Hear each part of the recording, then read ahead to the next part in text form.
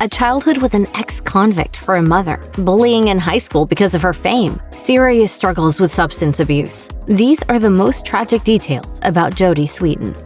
On Full House, Jodie Sweetin's character, Stephanie Tanner, is raised by her dad, Danny, Uncle Jesse, and her dad's best friend, Joey, after the tragic death of her mother. But in real life, Sweetin lived a different type of traumatic story. She was adopted by family friends after her mother, an ex-con, gave up her parental rights when Jodie was just a baby. Her father died in a prison riot. As Sweetin shared on the Steve-O's Wild Ride podcast, I am who I am, and I've survived.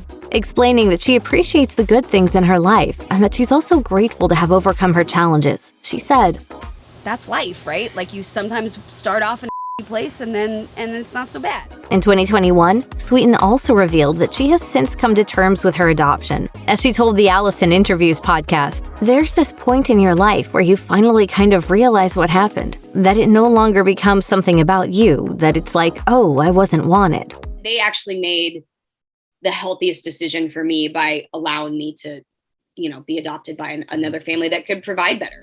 Sweetin became a bona fide TV star thanks to 8 whopping seasons of Full House. But in 2006, she revealed to ABC News, "Growing up in the business, you have to grow up very fast. You do have a different type of childhood that has its benefits and it has its drawbacks." How rude.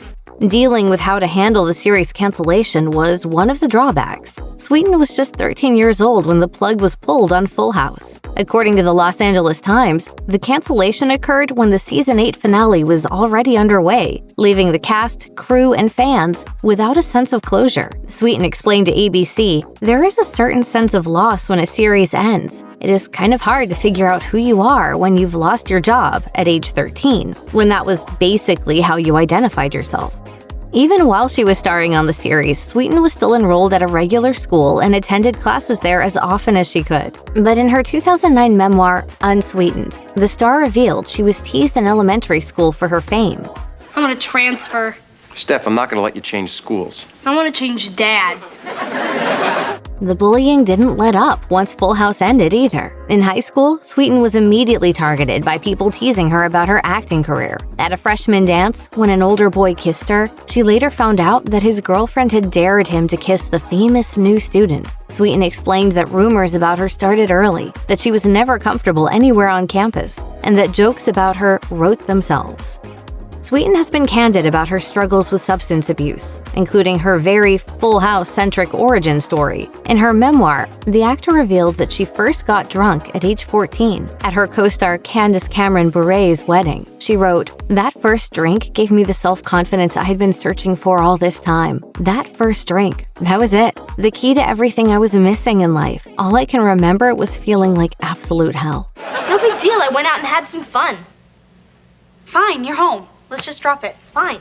When she was still in high school, Sweetin started using cocaine, and she eventually started doing ecstasy and meth. By 2004, her addiction had become so intense that she had wasted away to 102 pounds and was no longer hiding her drug use. That year, she snorted the meth she kept in a lip gloss container at the premiere of the Olsen twins movie New York Minute. She recalled in her book, "I was high as a kite. People could tell something was wrong and were shaking their heads at me, judging, disapproving."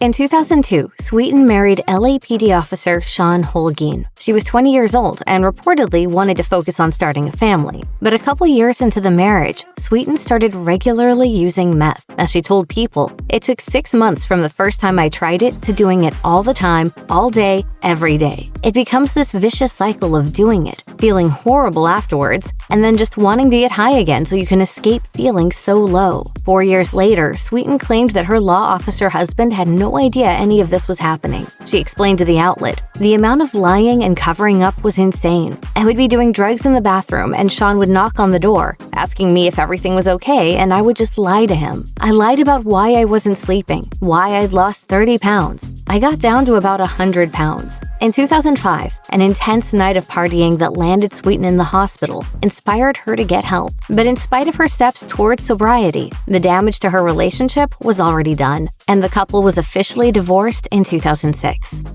After Sweetin went public with her addiction journey, she was asked to speak at colleges and universities. But while she was hoping to inspire other young people, she revealed in her memoir that she was still struggling to maintain her own sobriety at the time. Just moments before she spoke to students at Marquette University in 2007 about beating her drug addiction, she had secretly done cocaine. She wrote, "I stood up at the podium, looked around the room, and put on my best TV smile. They didn't think I was coming down from a 2-day bender of coke, meth, and ecstasy, and they didn't think I was lying to them with every sentence that came out of my mouth. I finished, they applauded. Standing ovation, just how I liked it."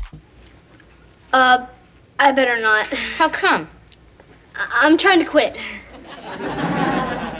Sweetin says she took the speaking engagements to earn money to fund her addiction, but she also wanted her invented story of recovery and sobriety to be true. In a confessional during her season on Dancing with the Stars, Sweetin explained that her lowest point wasn't the hospital stint. Instead, she confessed, It was those quiet moments alone when I just hated the person that I'd become. Sweetin got pregnant with her first daughter, Zoe, with then-husband Cody Herpin in 2007, and she tried to stay sober for her child. But the actress relapsed in 2008, just months after Zoe was born. She says she hit rock bottom when she drove Zoe in a car while under the influence. She recalled to Us Weekly, "I had 2 glasses of wine and drove with her in the car. I not only put myself in danger, but also my daughter, who I loved more than anything. I felt terrible." Now it's time for me to step up.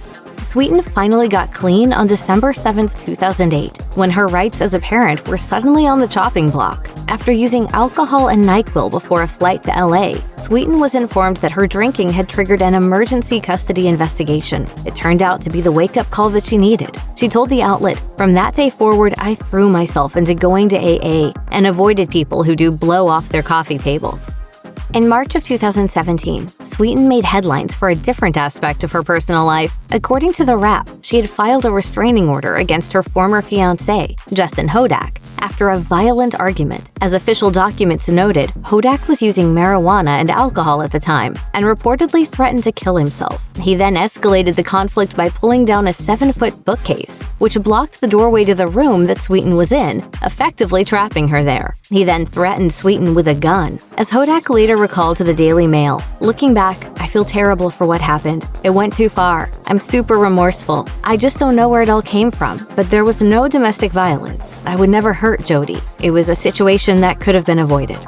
On September 27, 2018, Sweetin shared a private chapter of her story, revealing in an Instagram post that she was a survivor of sexual assault. At the time, she reportedly recognized her own experience during Christine Blasey Ford's testimony about Brett Kavanaugh for the Senate Judiciary Committee. Sweetin posted, "I stand with her. I am her. I was the girl who never reported because I blamed myself. I was the woman who never reported because I didn't want to go through the pain and ridicule. I will not sit still. I will not stay quiet. Although I may never be as brave or as unflinching in the face of such an inquisition as Ford was today, it has given me hope that maybe, just maybe, female survivors of sexual assault may be heard, even if our voice is barely above a whisper." When she appeared on the Allison Interviews podcast, the star also shared her approach to empowering women and raising strong daughters. Sweetin is a human rights activist who uses her voice to advocate for others. She says, I think my most important lesson that I teach my daughters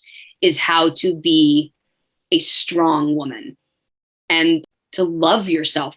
like many Hollywood types and others before her, Sweetin has struggled with her mental health, specifically anxiety and depression. In 2019, the actor marked World Mental Health Day by raising awareness about those who struggle silently with mental illness. Sweetin posted a picture alongside her daughters, Zoe and Beatrix, writing, "When our outsides look good, our insides can still be shattered. Those of us with anxiety, depression, PTSD can walk through the world without anyone knowing just how broken they are." Sweetin, who has been open about her journey with mental health, considers medication to be an important aspect of managing her symptoms. As the star explained on the Allison Interviews podcast, I struggle with stuff where I'm not getting out of bed. That's it. I'm not doing anything. And that's not how I want to live my life. even though she actively works to balance her emotions and thoughts, she admitted that the stress of life during the pandemic took a toll, causing her to lose 37 pounds. She explained that she didn't feel she was in control of anything, adding,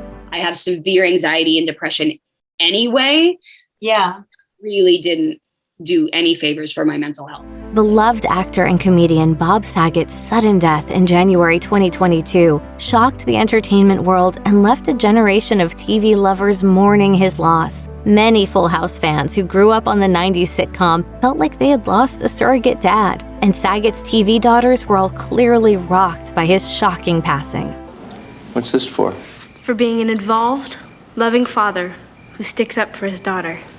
Sweetin shared her thoughts and fond memories with Saget, posting on Instagram, "There aren't enough words to express what I'm feeling today, nor are they big enough to capture even a slice of who he was. One thing I do know is that we never missed a chance to tell each other, I love you. Every time we talked, there were at least 3 or 4 exchanged at the end of a conversation, and he usually had to have the last word, I love you more." As tributes and condolences poured in from fans and colleagues and other well-wishers around the world, the actor followed up her message with even more memories of her adoring TV dad. There was also a joint statement from the Full House cast that read, "Bob made us laugh until we cried. Now our tears flow in sadness, but also with gratitude for all the beautiful memories of our sweet, kind, hilarious, cherished Bob." I love you. I love you I love too. you.